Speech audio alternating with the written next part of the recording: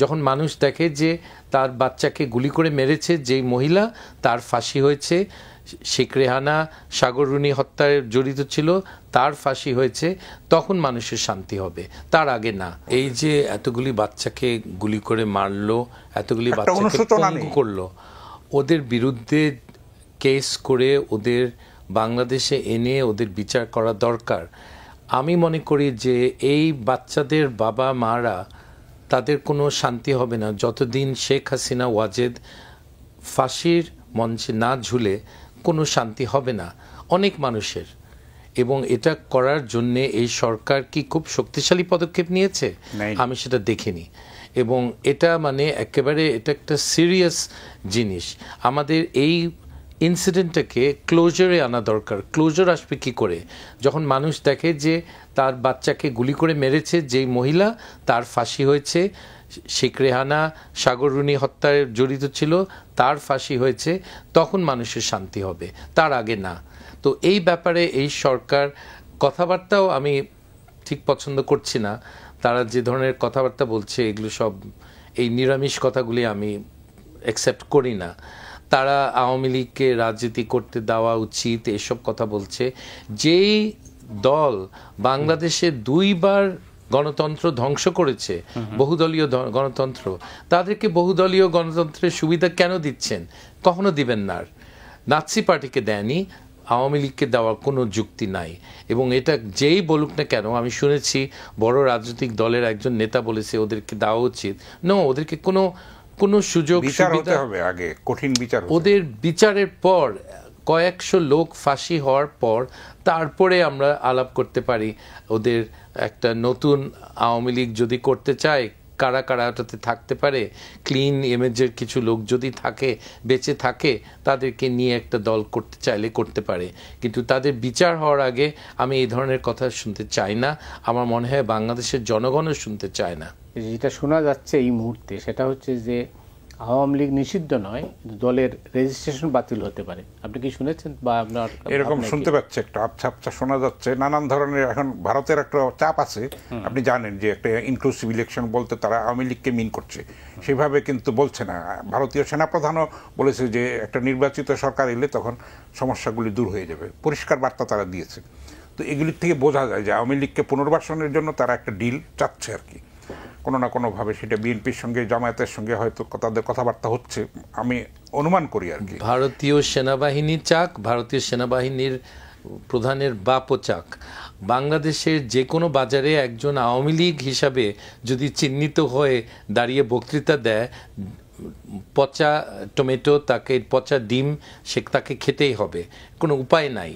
So এটা ভারতীয়রা কি চায় এটা গুরুত্বপূর্ণ না, বাংলাদেশের জনগণ চায় না তাদেরকে।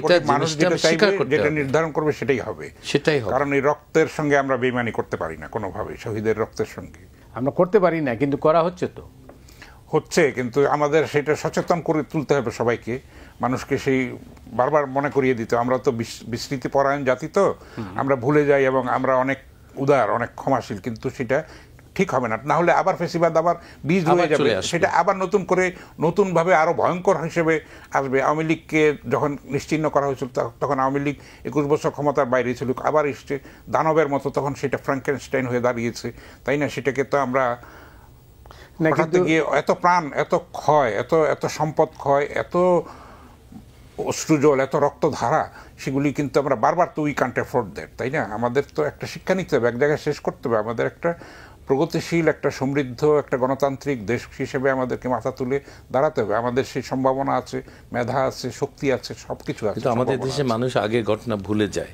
আপনাকে একটা উদাহরণ দিই।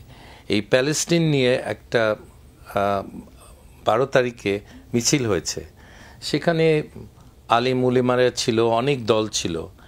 সামনের সারিতে দেখি যেই লোকটা মোসাদের এজেন্ট হিসাবে প্যালেস্টিনিয়ান রাষ্ট্রদূত তাকে চিহ্নিত করেছে, এটা আমার বলা না, প্যালেস্টিনিয়ান রাষ্ট্রদূত প্রেস কনফারেন্স করে বলেছে নুরুল হক নূর হলো মোসাদের এজেন্ট, তার এই বাংলাদেশে রাজনীতি করার কোনো অধিকার নাই। তাকে নিয়ে প্যালেস্টিনিয়ানের পক্ষে একটা মিছিল করার কোনো মানে আছে? লোকে ভুলে যায়, যারা ছিল মিছিলে বুদ্ধিমান শিক্ষিত লোক, কিন্তু তারা ভুলে গেছে যে এটা তো মোসাদের এজেন্ট, তাকে আমরা সঙ্গে প্রথম সারিতে রেখেছি কেন? কারো জিজ্ঞেস করার মতো ক্ষমতা ছিল না। সবাই ভুলে যায় বাংলাদেশে, আপনি ঠিকই বলেছেন, বাংলাদেশে আমরা ভুলে যাই কি ঘটেছে, কেন ঘটেছে, এই জিনিসগুলি আমরা ভুলে যাই। মানুষ যাতে না ভুলে সেই ব্যাপারে তো একটা পদক্ষেপ নিতে হবে। আপনাদের দায়িত্ব, এটা ওনার দায়িত্ব, সেটা রাজনৈতিক দলেরও দায়িত্ব, সবারই দায়িত্ব। আসলে আমি মনে করি যে 18 কোটি মানুষের প্রত্যেকেরই ভূমিকা আছে, মানে এই ফেসিবাদ যেন ফিরে না আসে সেটার জন্য সংহত একটা শক্তি হিসাবে সবাই মিলে। এই কারণেই সম্ভবত মানে সরকারের তরফে বলা হচ্ছে যে সংস্কার এবং বিচার এই দুইটা সম্পন্ন না করে নির্বাচন দেওয়া ঠিক হবে না। আপনি কি সেটা না করুক, কিন্তু সেটার জন্য কতখানি সময় নেবে সেটা টাইম লিমিটটা তো দিতে হবে, তাই না? টাইম ফ্রেমটা তো লাগবে, যে আমি 1 বছরের মধ্যে করব, 7 মাসের মধ্যে করব, অনেকখানি পিরিয়ড তো এই সরকার এর মধ্যে স্পেন্ড করেছে, কিন্তু সেই তুলনায় কিন্তু অগ্রগতি আমি বলবো কিছু আছে, কিন্তু আমাদের প্রত্যাশিত সেরকম আমরা অর্জনটা আমরা দেখছি না। আইন শৃঙ্খলা পরিস্থিতির ক্ষেত্রে মানে যে ভয়ঙ্কর অবস্থা ছিল সেটা অনেকখানি কাটিয়ে উঠেছে, দ্রব্যমূল্য কাটিয়েছে, হ্যাঁ ঠিক আছে, ভালো কথা, রমজানের স্বস্তি দিয়েছে, কিন্তু আবার এখন অস্থিরতা আসছে। আপনি গ্যাসের যেই দাম বাড়িয়েছে, শিল্প উৎপাদন কিন্তু ভয়ঙ্কর পর্যায়ে চলে যাবে। তারপরে ট্রাম্পের যে পাগলামি এবং সেটার যেই রকম হুলস্থুল একটা প্রতিক্রিয়া হচ্ছে, সেটা নিয়েও কিন্তু আমরা এফেক্টেড হব। আমরা ছোট দেশ হিসেবে আমাদের সম্ভাবনাটা রপ্তানির ক্ষেত্রে আমাদের হ্যাম্পার্ড হবে, সব কিছুই কিন্তু আমাদের বিঘ্নিত হবে।